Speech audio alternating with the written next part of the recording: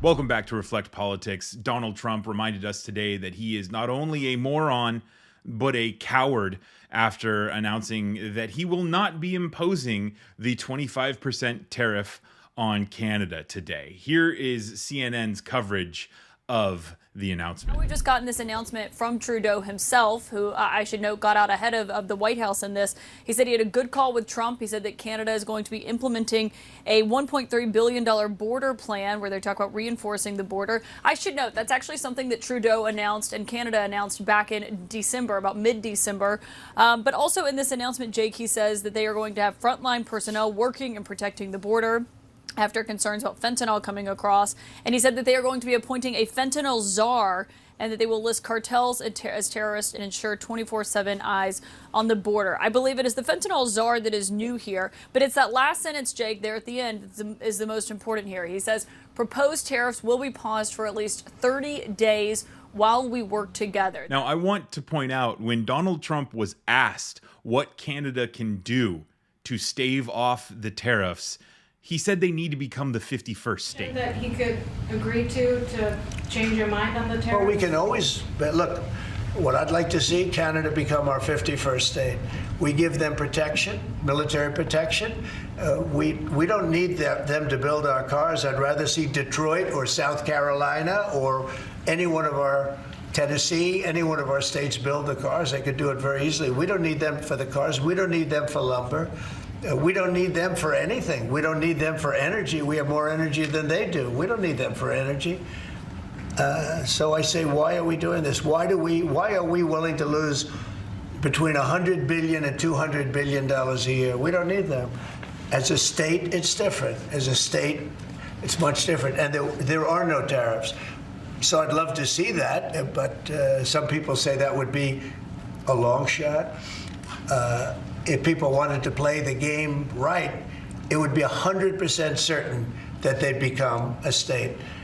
But a lot of people don't like to play the game because they don't have a threshold of pain. And there would be some pain, but not a lot. The pain would be really there. So obviously, Canada is not the 51st state, and the over $1 billion that Canada proposed to put towards the border has been in the works for months. So all of this chaos that Donald Trump caused between friends, allies, neighbors, really all for nothing. And that's why he is a moron. And that's why he is weak. His chaotic ways aren't working the way he wanted them to. I mean, for months, he talked about on the campaign trail how the tariffs were going to pay for everything. It was going to bring down prices.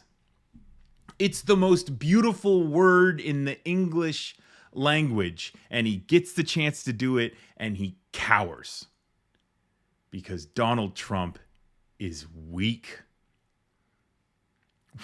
What do we get? A fentanyl czar from Canada? Even Laura Ingraham wasn't impressed. I'm not too impressed with the Canadian response, frankly. I mean, the fentanyl czar, I don't know what that's going to do. And I guess they'll have a few helicopters flying at the border. I mean, it's not nothing, but they were going to get slapped with 25% tariffs, and now those are gone for at least 30 days. I'm not sure what's going to happen in 30 days. Maybe some other concessions, but I think President Trump saw a huge negative reaction to this, as I know you predicted, I predicted, from Wall Street, from the markets, from all the establishment types. Do you think he reacted to that? Or maybe some of his advisors said, whoa, we gotta rethink this? I think President Trump is a guy that, in my opinion, likes to ask people, what do you think behind closed doors? But at the end of the day, he's a strategist. He's thinking 5, 10, 15 moves ahead. You have to love that guest there, the guy in the mega cult going, oh, no. Donald Trump is playing high-level chess. He's moves ahead of everybody else. Really? I thought he wanted Canada to become the 51st state. So he threatened a 25% tariff, and we got nothing for it, buddy. You want to try to explain how that's high-level chess? Or is it you just making excuses for the moron who you elected because he's going to cut your taxes. Because that's what it seems like. I mean, Donald Trump is not going to learn his lesson here, right? He's not going to go, oh, okay, maybe I should try to work with our partners. No, he's now talking about how he's going to go after the EU.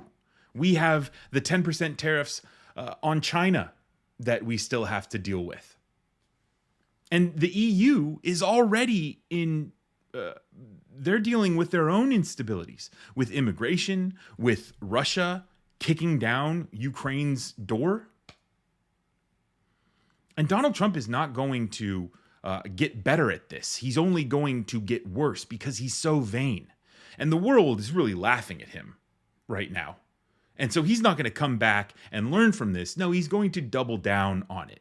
And so the chaos that's going to be, circling the world when he goes after the EU, or maybe say now he'll say that maybe the Chinese tariffs they'll go up to 25%. I mean, it's just going to be more of the same from him because he continues to just bash his head against the wall because he so desperately wants to be seen as someone who is powerful on the global stage, who people look up to and respect, but he just doesn't know how to get it because he's just not a natural leader. That's why he picks fights with allies who he kind of maybe deep down really understands that because they're our allies and because they're so dependent and we're codependent on each other, that, hey, he can kind of mess this up a little bit, but it won't mess things up too bad, right? And so it's kind of safe for him to bully these people. I don't know. But what I do know is that this guy is not going to learn his lesson. The chaos will continue.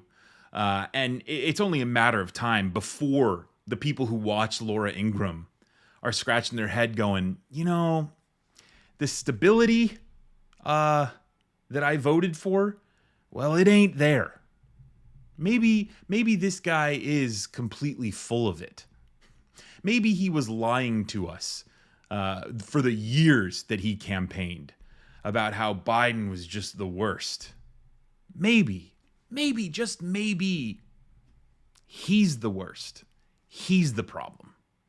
And we'll see if they learn their lesson in the midterms. Let me know what your thoughts are, what your reflections are down in the comments below, and be sure to subscribe to Reflect Politics if you haven't already. My name is Brendan. I'll see you in the next video.